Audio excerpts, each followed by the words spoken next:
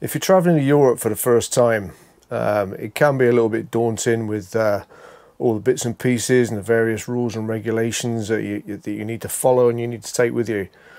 I mean, a couple of weeks' time, you may have seen from a previous video, we're traveling down through France, Spain and Portugal. Not been to Spain and Portugal before, but France many occasions. So yeah, that's a new adventure for us. But yeah, so I've got in front of me, I've got like a pile of stuff that I think you need to take with you. Some is essential, some's a little bit contentious whether you actually need it or not anymore. But there are the obvious ones. I mean, obviously you need your documents. You need your V5 documents. I think you need your insurance, your breakdown cover. It's always good to have that at hand. So we carry a document folder. We keep it above in the cab there, so that it's all at hand. If you break down on the side of the motorway or wherever, unfortunately, if you break down, hopefully you don't. But if you do, you want everything to hand, so you're not scrabbling around trying to find anything and panicking. So the other things, talking about breakdowns, is certainly this is pretty much covers France, Spain, Portugal, the same thing. You need a high-vis jacket, one per person. Again, they need to be inside the vehicle. You don't want them stored in your garage or under a seat somewhere where you're struggling to get them. You break down. The last thing you want to be doing is getting out on the motorway or whatever and scrabbling around trying to find your high-vis. So they need to be inside the vehicle. That's important. Your warning triangle. You all got one of these. If you haven't, then you need one. I think France says you need two, but I don't know about that. You've got a warning triangle. You need to have that. So again, you need that in your vehicle. You don't want to be scrabbling around in a boot for that either. So that's another essential to have in the cab ready for you. Externally, thinking about externally, UK stickers. The number plates are we had the old number plates with the GB European sticker. You can buy stickers that go over that now, which is the English flag and a UK. You can get little stickers because you don't need to replace the whole number plate. You can get a sticker to go over it. But apparently you still need the UK sticker as well.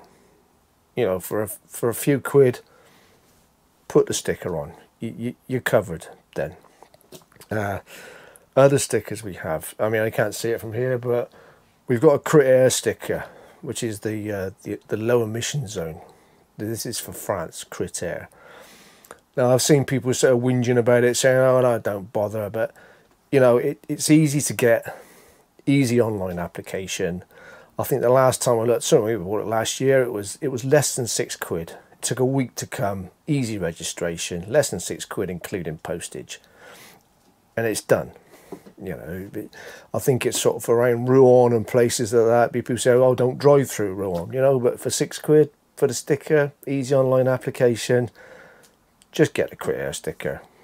You're done, covered. Spain and Portugal. Looked at the RAC website. Not quite so easy, I understand. The bottom line was, it said, I think right at the bottom line was, buy one in the post office when you get there or something like that. But if you're like us, you just avoid the big cities like plagues anyway. So France, get a Crit Air sticker. Spain, Portugal, it can be like a long-winded process. If you got the time, then get one. But if not, I wouldn't worry too much. Get one from a post office. So that's your vehicle externally and what you need inside. The other bits and pieces, externally. Big bone of contention. Headlamp adapters. Never actually fitted them myself. Well, no, that's not true. When we travelled years ago in the car with the kids, you read the stuff and we need these. Nightmare to fit. The instructions, they've got to cover so many different types of headlight. Then, good luck trying to fit them. I mean, basically, you end up getting frustrated, sticking them on the headlights. Do they work? And they say beam deflectors, adapters, but does it deflect the beam? I don't know. Is it deflecting the beam? No, it's just blocking the beam off, if you're worried about it, get some. Good luck with the instructions. Fit them on. I've never done so, and I work on the principle that if I get stopped and say, "Pardon, officer, I've got them here. I forgot to do it," you know, they're not gonna arrest you because you haven't fitted them. Well, hopefully not anyway. The other one, France, alcohol breathalyzer test kit. From what I can see, it's not law anymore. Apparently it used to be lawful to carry these, but for £5 or £6, you got them. Put them in the glove compartment. If on the unlikely event that you were asked for them, you've got them. You don't need them legally anymore, so I understand. But if you got them, you got them.